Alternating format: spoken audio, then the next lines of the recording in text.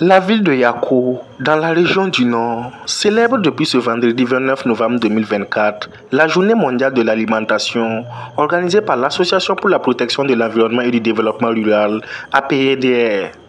L'événement se tient sous le thème promouvoir l'agroécologie et l'agriculture biologique pour des systèmes alimentaires plus durables et résilients au Burkina Faso. Au cœur des échanges, des interventions riches ont été portées par des acteurs clés de la transition agroécologique.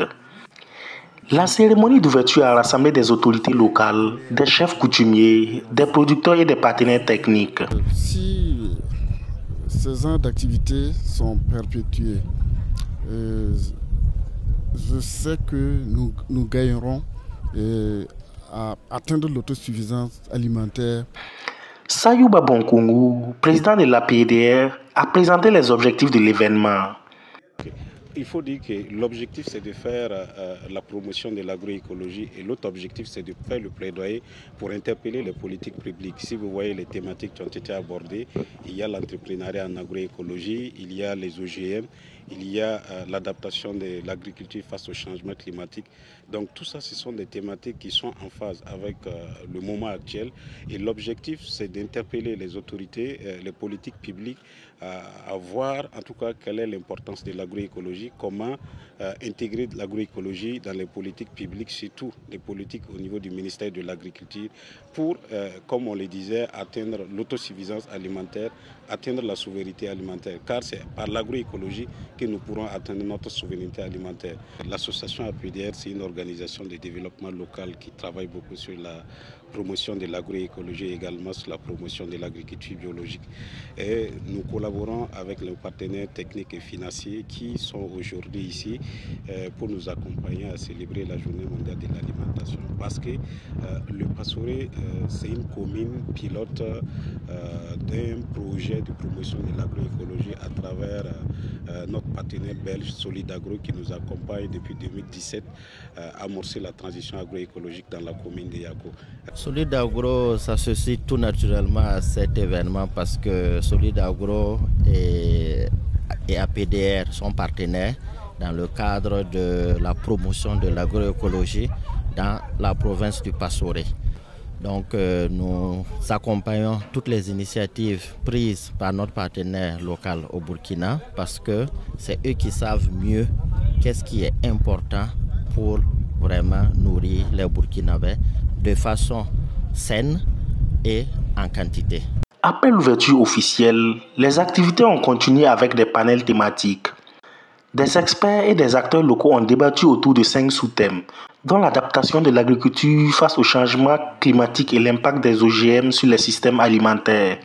Dans son panel sur l'agriculture et le climat, Dr Anozida a insisté sur la nécessité d'adopter des pratiques adaptées aux défis climatiques. On s'est rendu compte qu'avec le phénomène des changements climatiques, c'est l'un des défis en fait, que les systèmes de production agricole vont devoir en fait, faire face les années à venir.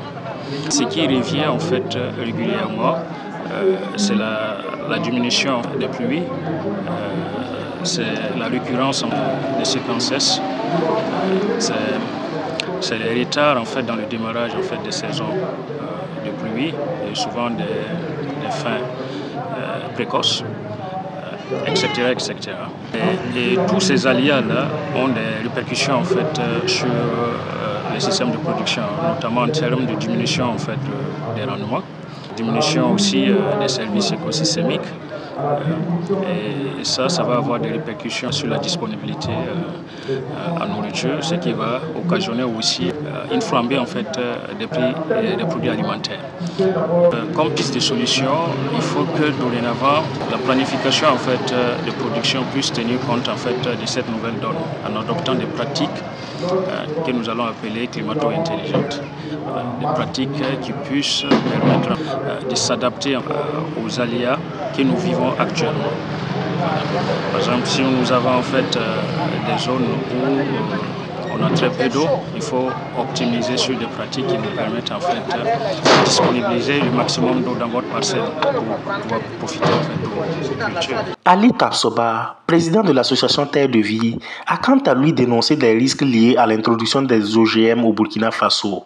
Alors, pour ne pas permettre à des individus pervers et aux multinationales de rendre l'alimentation une marchandise comme on en connaît des ordinateurs, nous avons estimé qu'il faut s'entretenir avec les participants sur les risques liés à l'implémentation des OGM dans l'alimentation.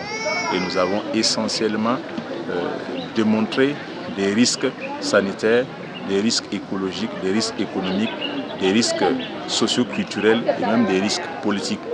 C'était de faire comprendre aux participants l'enjeu qu'il y a dans l'implémentation des OGM, parce que tout simplement, les multinationales étant au courant que d'ici 2050, on aura près de 9 milliards de bouches à nourrir, alors ils ont investi actuellement pour que ça soit une grande part marchande. Il n'y a que l'implémentation des semences paysannes, la transformation endogène, les systèmes alimentaires durables qui puissent garantir la souveraineté alimentaire. Parallèlement au panel, un marché agroécologique permet aux participants de découvrir des produits locaux issus des pratiques biologiques. Les activités se poursuivent ce samedi avec des remises de matériel aux producteurs, des prix et attestations de reconnaissance, ainsi qu'une visite des stands.